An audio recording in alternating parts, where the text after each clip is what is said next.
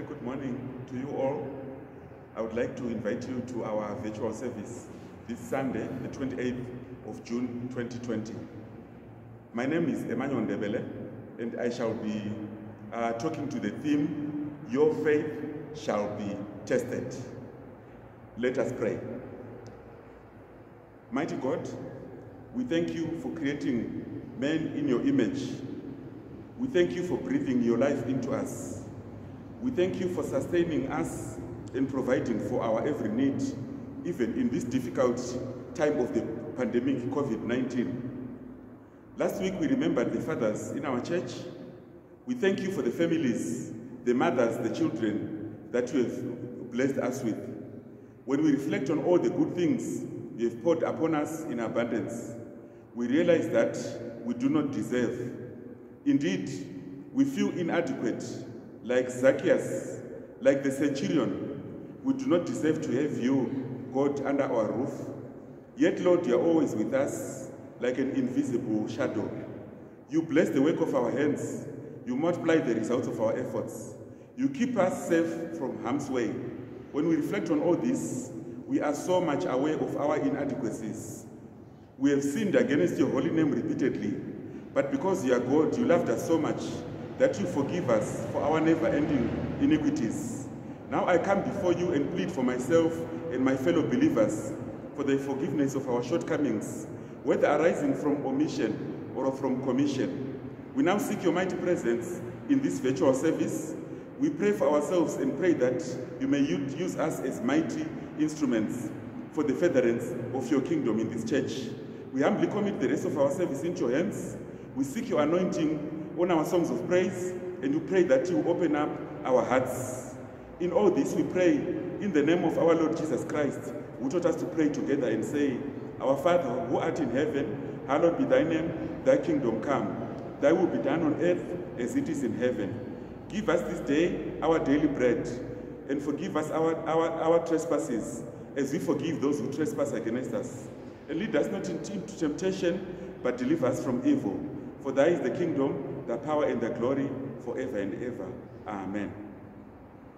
As we continue with our worship, we recall the words of hymn 463, which says, To God be the glory, great things he has done. So loved he the world, that he gave us his Son, who yielded his life in atonement for our sin, and indeed opened the life gate, so that all of us may go in. Praise the Lord indeed.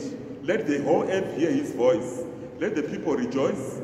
All come to the Father through Jesus the Son, and give him glory, great things he has done.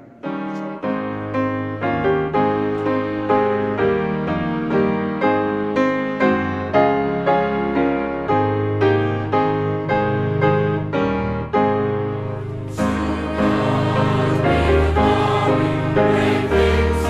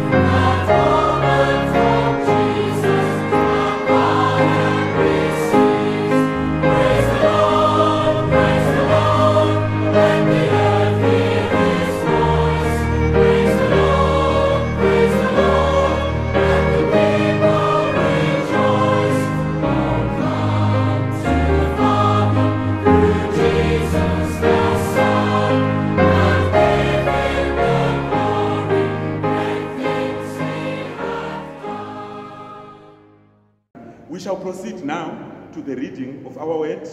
As I mentioned earlier on, our theme is Your Faith Shall Be Tested.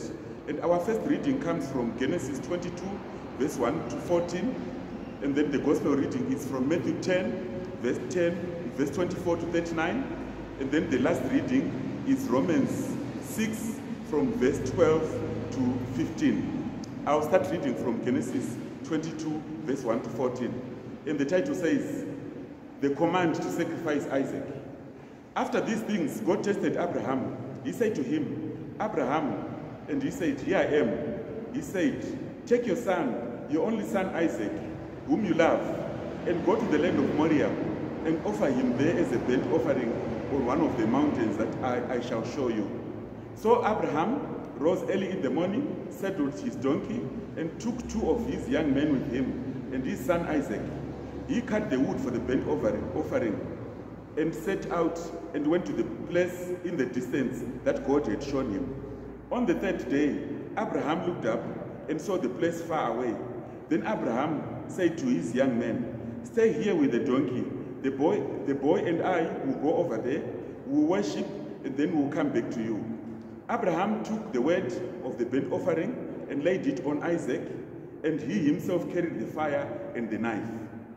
So the 2 of them walked on together. Isaac said to his father Abraham, Father, and he said, Here I am, my son. And he said, The fire and the wood are here, but where is the lamb for the offering? And Abraham said, God himself will provide the lamb for a burnt offering, my son. So the 2 of them walked on together. When they came to the place that God had shown him, Abraham built an altar there and laid the wood on the altar. He bound his son Isaac and laid him on the altar on top of the wood. Then Abraham reached out his hand and took the knife to kill his son. But the angel of the Lord called to him from heaven and said, Abraham, Abraham. And he said, Here I am. He said, Do not lay your hand on the boy or do anything to him. For now I know that you fear God, since you have not withheld your son, your only son, from me. And Abraham looked up and saw a ram caught in a thicket by its horns.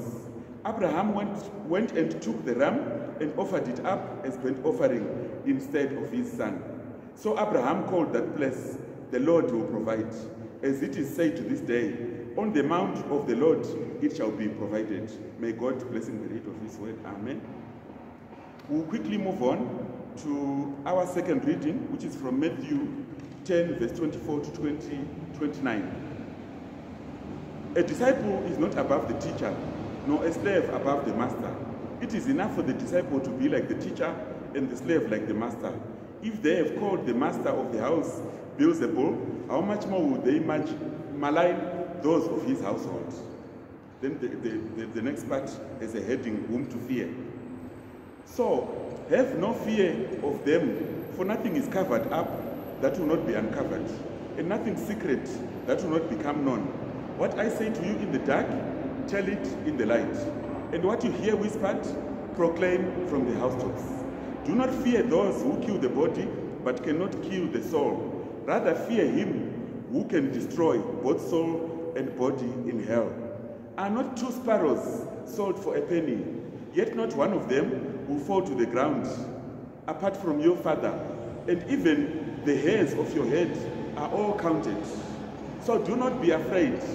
You are of more value than many sparrows. Everyone, therefore, who acknowledges me before others, I also will acknowledge before my Father in heaven. But whoever denies me before others, I also will deny before my Father in heaven. Do not think that I have come to bring peace to the earth. I have not come to bring peace, but a sword. For I have come to set a man against his father, and a daughter against her mother, and a daughter-in-law against her mother-in-law, and one's foes will be members of his own household. Whoever loves his father or mother more than me is not worthy of me, and whoever loves son or daughter more than me is not worthy of me. And whoever does not take up the cross and follow me is not worthy of me. Those who find their life will lose it, and those who lose their lives for my sake will find it. There ends our second reading. We quickly move on to our last reading, which is Romans 6, from verse 12 up to verse 14. Therefore, do not let sin exercise dominion in your mortal bodies to make you obey their passions.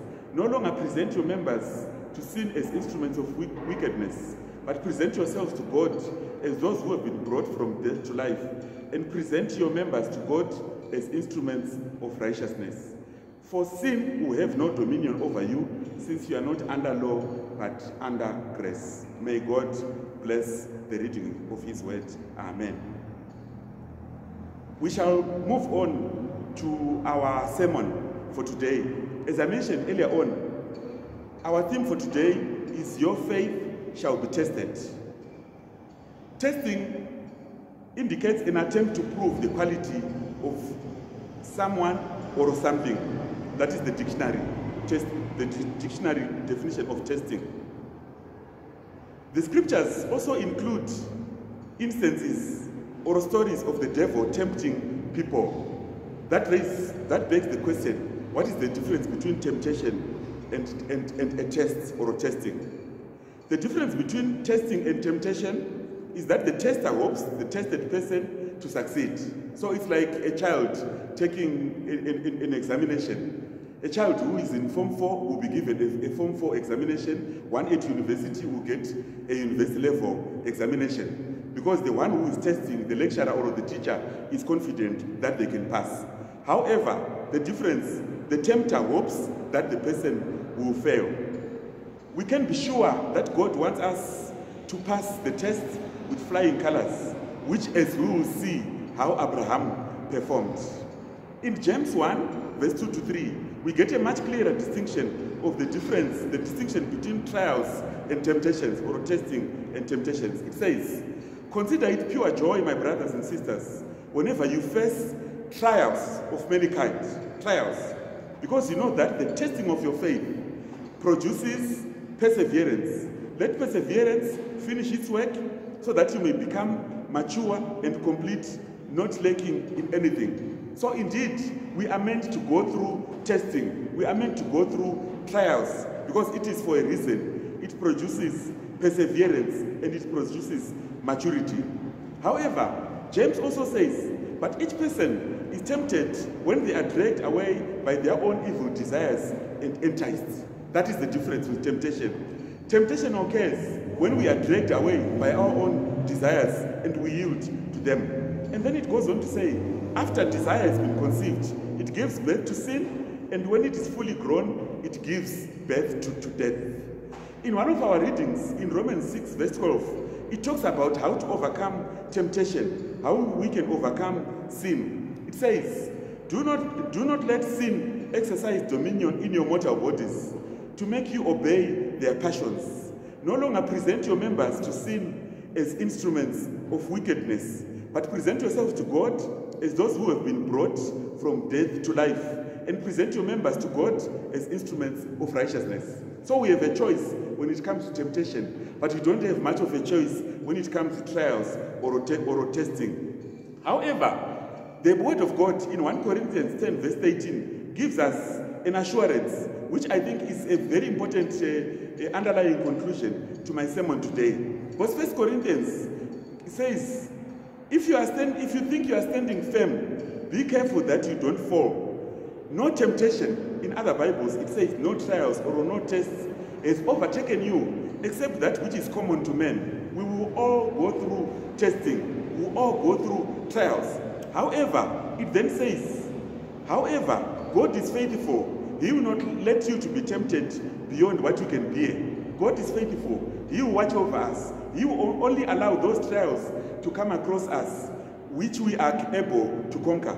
And then the Bible says again in verse 18, but when you are tempted, He will also provide a way out so that you can enjoy it.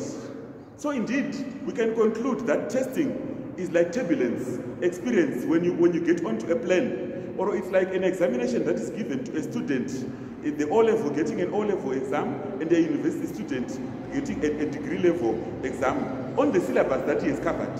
God is confident that we've covered the syllabus and we're able to pass the tests. One philosopher once said, circumstances don't make a man, they reveal him. Like tea bags, our real strength comes out when we get into hot water. So indeed, testing or trials are meant to bring out our faith. They're basically meant to bring out our true character. Going back to our readings, especially Genesis 12 verse 1, which is my golden text today, we read about the story of Abraham.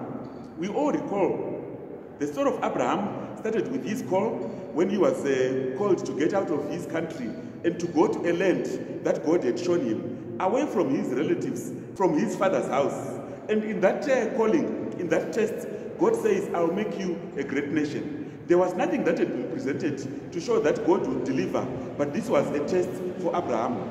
Remember, at that time, Abraham was 75 years old at the time of his departure, and you remember that he was married to Sarah, and they had no children. And yet God is promising to make him the father of a great nation. You might recall that at a certain moment, Sarah, in anguish, because she had been unable to bear children, decided maybe to try and quicken God's agenda and encouraged Abraham to go in with her slave girl Hagar so that Hagar might bear a child for him. And indeed, that happened.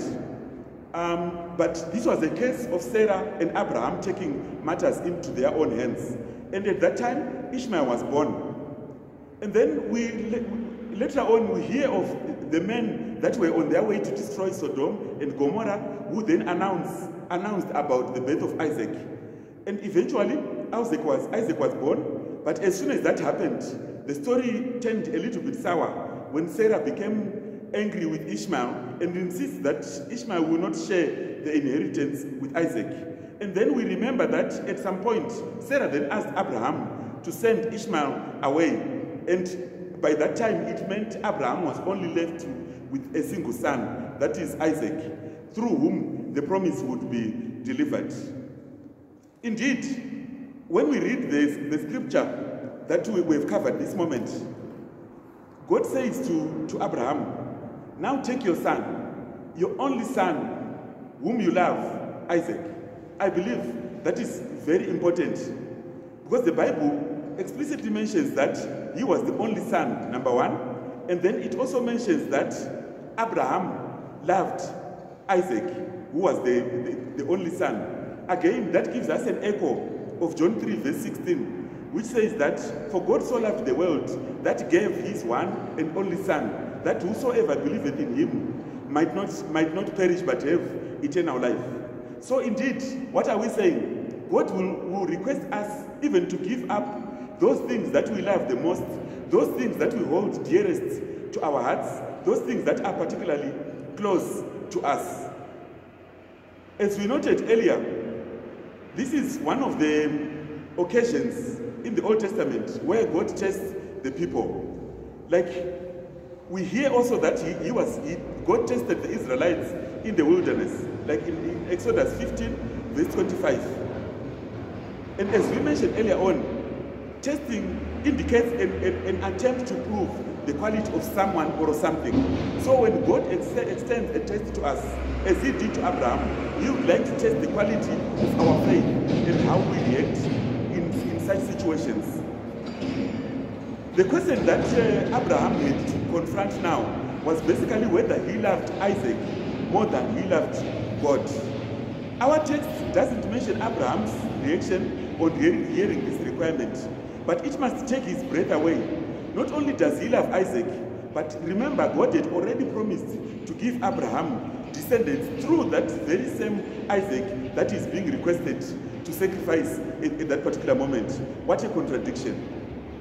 This indeed is the key to understanding the requirement that God placed on him. God is requiring that Abraham render to God the most precious offering he can give. The test is to see whether Abraham loves Isaac or if he loves God even more. We hear that Abraham rose early in the morning and saddled his donkey and took two of his young men with him, together with his son. And on the third day, he lifted his eyes and saw the place far off where he was due to make his offering. Indeed, Abraham's rising early in the morning demonstrates his determination to carry out God's commandment. He doesn't hesitate, he doesn't drag his feet, he doesn't complain, he doesn't beg, he doesn't wail. He has been given his orders. He starts marching immediately. God is in charge, and Abraham is an obedient servant. On the third day, we assume probably they were on the road for 3 full days. I can try and imagine that Abraham had 3 days to contemplate the awful task that awaited him. He had more than enough time to remember how he had wanted a son, how God had promised him to deliver a son to him, and even that moment when they were laughing, when they were told that they would have a son in old age. He would remember even about how the son eventually came and how the son brought joy to him and how they brought him up. He can also remember the bond that he had, for we are told he loved his son Isaac. And the trust that Isaac had shown even in his father. Even as they go up the mountain, I can imagine how heart-wrenching it would be when Isaac asks to the father, we have the fire and the wood, but where is the lamb for the burnt offering? It seems very odd that Abraham had brought firewood from home, but he did not bring the sacrifice. It would have made more sense to actually bring the lamb from home and then look for the firewood in the place where they would make the offering. But Abraham responds, God will provide himself the lamb for a burnt offering, my son. And Abraham understood it. God had already provided the lamb, which was Isaac, the one thing that he loved most. If Abraham hopes that God would somehow spare Isaac, that hope does not affect his actions. He doesn't hesitate, he doesn't question, he doesn't balk when it comes to carrying out God's command. They eventually came to the place where God had commanded Abraham, and he built an altar, bound Isaac his son, and laid him on the altar on the wood.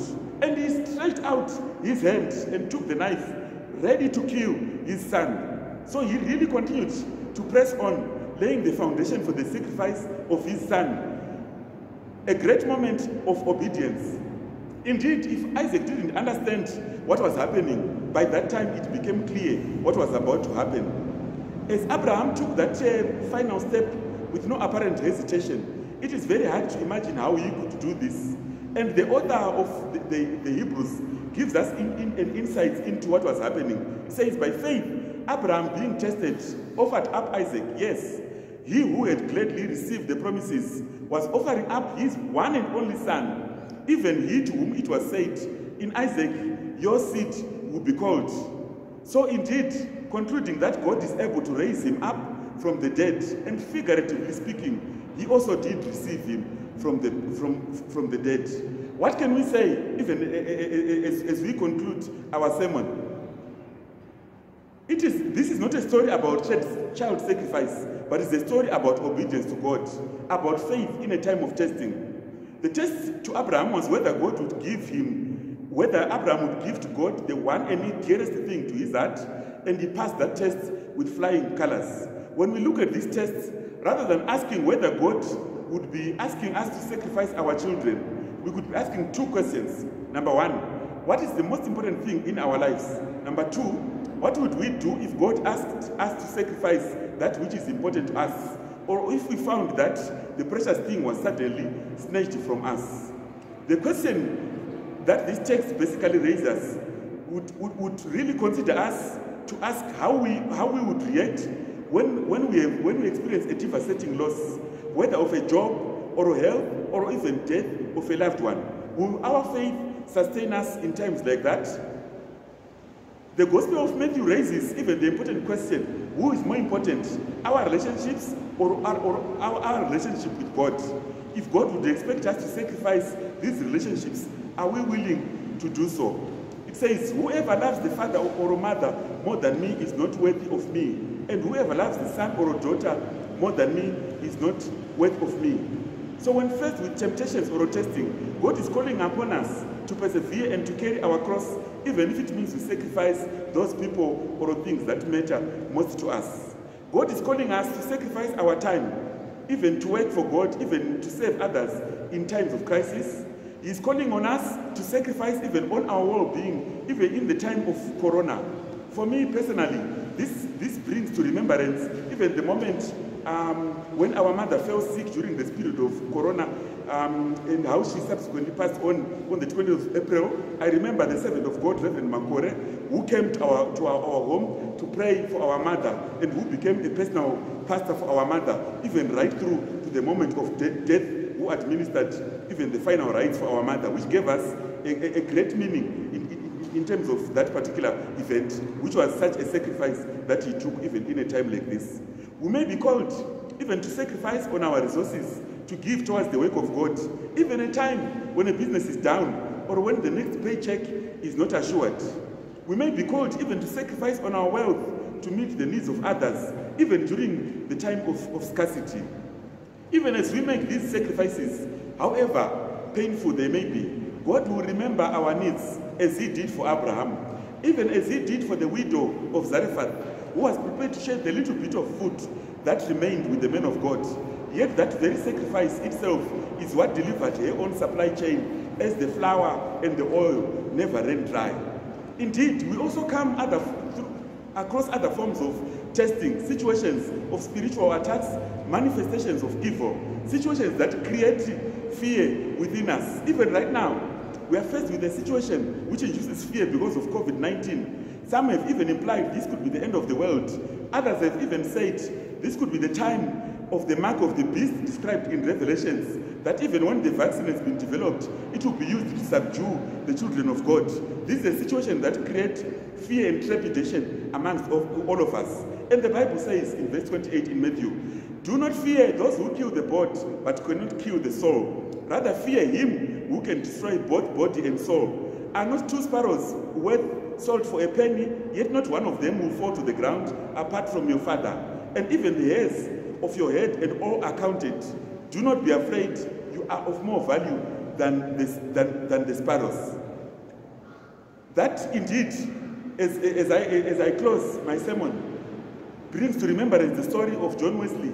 Even at that moment when he felt so afraid, even when he was on that ship with the Moravians, when there was a terrible storm that developed out at the sea.